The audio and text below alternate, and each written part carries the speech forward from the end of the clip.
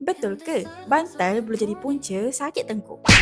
Betul, bila kita pakai bantal yang terlalu pendek ataupun terlalu tinggi ataupun terlalu lepek, ia boleh menyebabkan kedudukan leher tak selari dengan tulang belakang. Ini boleh menyebabkan ketegangan pada leher, otot dan juga rasa sakit bila bangun tidur.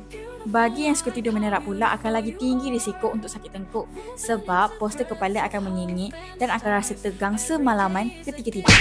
Jadi, apa ciri-ciri bantal yang sesuai? Untuk sokongan, perlu cari bantal yang menyokong bentuk semula jadi leher. Untuk sokongan sederhana pula, pastikan bantal tidak terlalu lembik ataupun tidak terlalu keras. Untuk jenis tidur pula, kalau suka tidur terlentang, pastikan bantal sederhana rendah.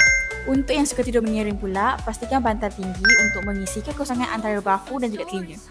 Dah tahu kan? Lepas ni, kalau bangun tidur sakit tengkuk, cuba tukar bantal. Mana tahu tak sakit dah lepas ni. Sementara nak tunggu bantal baru, bolehlah guna bidara Medijel ni. Mana tahu sementara tunggu bantal baru, boleh legakan leher guna Medijel.